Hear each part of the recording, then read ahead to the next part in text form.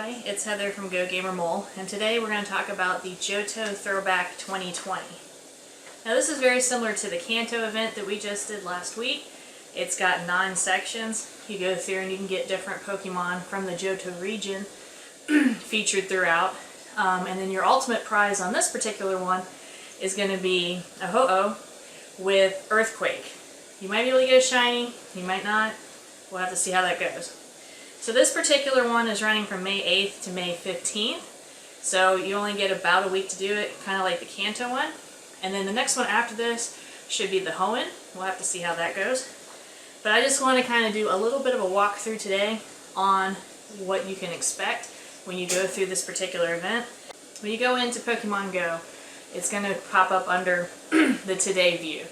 And which is kind of nice because you don't have to keep going over to Special to access it. You can access it from the front screen. So I do like that a lot. So the first step is to catch 3 grass, water, or fire type Pokemon, and you get 10 Pokeballs, which is pretty nice. Send gift to a friend for a Dunsparce encounter. Catch a flying type Pokemon for 500 Stardust. Now, the send gift to a friend for the Dunsparce encounter, if you did it early, like when this first came out, there's a possibility that you missed the opportunity to get a shiny Dunsparce, because shiny Dunsparce wasn't released until a day later, or a day or so. Wasn't released until later. So if you were a little bit too quick on the draw on that, you might have missed the opportunity to get a shiny Dunsparce. But Dunsparce has been showing up everywhere in the wild, so you're bound to get one at some point, hopefully. Venonat was the same way back in the Kanto one. But we still didn't get a Venonat shiny during that event. So we'll see. But for the first step, your main encounter reward is a Xatu, which is pretty cool. It itself doesn't come shiny, but its pre-evolved form of Natu does come shiny. So that would have been cool to get. Then step 2, you're going to play with your buddy for a Pokemon encounter. In this case, it's going to be Spinarak. And that's a pretty easy task to do. Everybody has your buddy Pokemon. You can go in there, play with it by rubbing its tummy, and then you can get your encounter that way. You can also give your buddy 3 treats during this time frame, and that'll give you 5 raspberries. And then you're going to want to catch a bug-type Pokemon for 500 Stardust.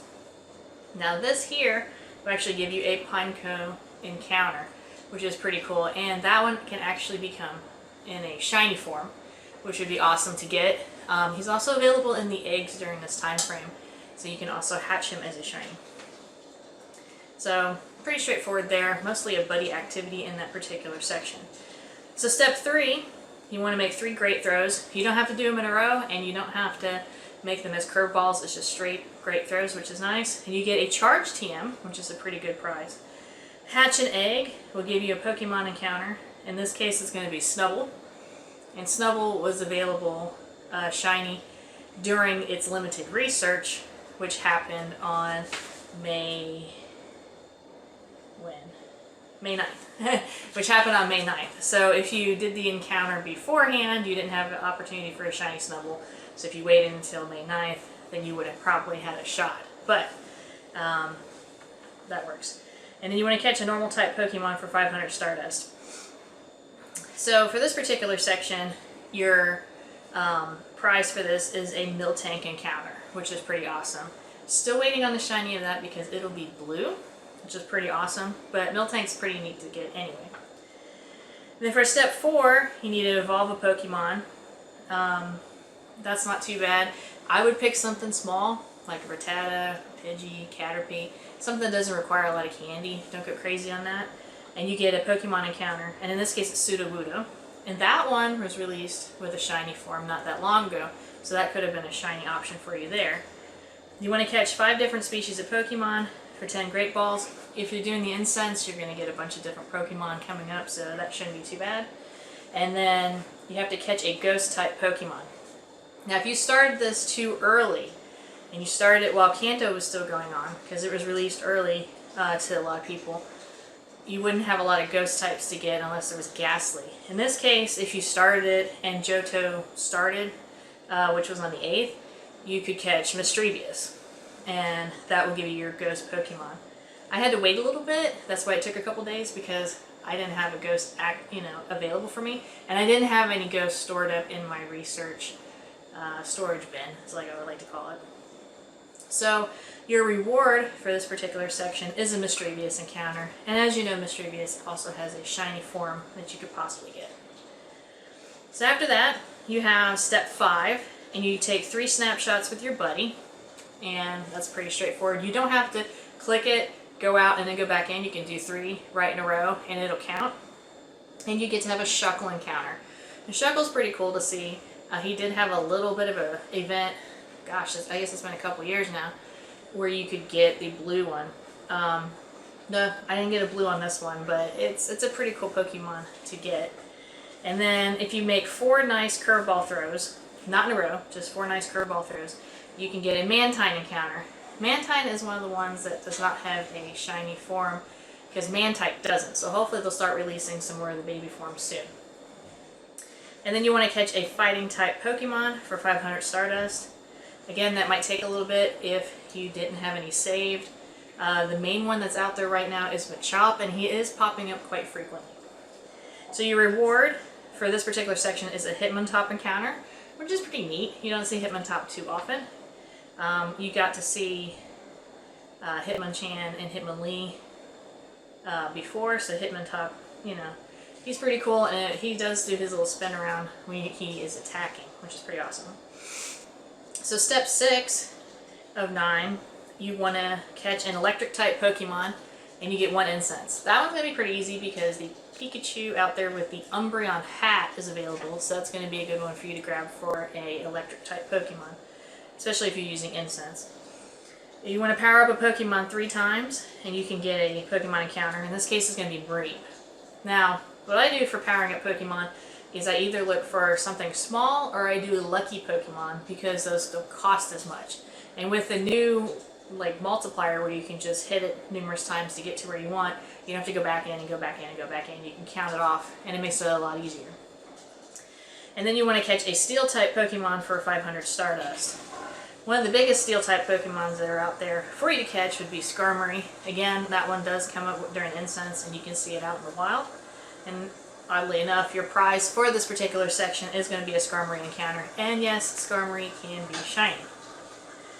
So step 7, you want to evolve a Pokemon, and you get a King's Rock.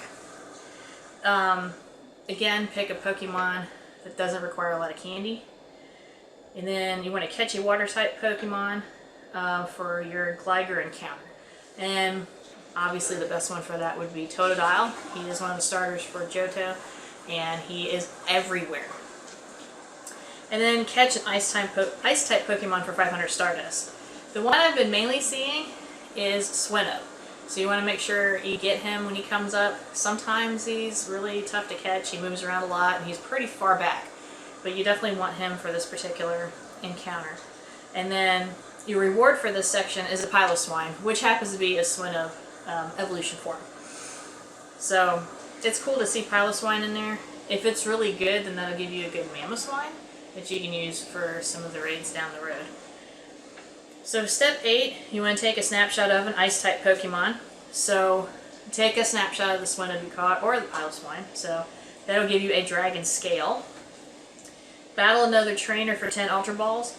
You can battle your friends, or you can battle in PvP. So if you didn't have somebody nearby that you could battle, you can always go on there and battle, and that counts for battling another trainer. And then you want to power up a Pokemon 6 times for 500 Stardust. Again, with the multiplier, it's super easy to do. Pick something that isn't going to cost you a ton of Stardust. Even though you are getting Stardust for this event and it is multiplied, you don't want to use all of it just doing stuff like this, because another event that we're going to be talking about later, the Snubbull Limited Research, is going to require powering up and evolving all sorts of stuff, so you don't want to go crazy. So your reward for step 8 here is a Dolphin encounter. It's really cool. It spins at you and stuff. I would like to see a shiny of that. I believe it's golden. Phanpy doesn't have a shiny yet, so we're going to have to kind of wait on that, but Dolphin's pretty cool. And then of course you get to step 9 of 9, and that is just going to be strictly XP. It's just going to be 3,000 XP each section.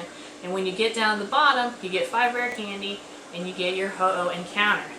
Now, Ho-Oh is actually with a different moveset than it had before. It has Earthquake. If you do get an Elite TM charge, it is now available in the game for you to TM it if necessary. But you can get Earthquake. It is also available shiny, and that would be a really cool price to get. Kind of like how Mewtwo was available with Size Strike earlier in the Kanto region. So that's pretty much the extent of the Johto Throwback Challenge.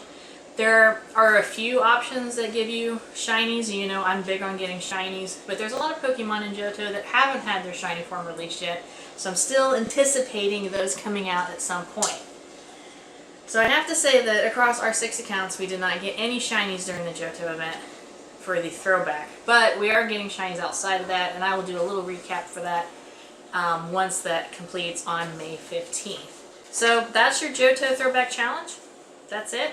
If you have any, did you get any shinies from this event? Do you have any questions or comments you want to make, please put it down below.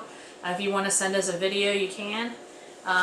We also get pictures of stuff from people on Instagram who send us stuff when they get shinies, and that's pretty cool. And we'll feature those in the video.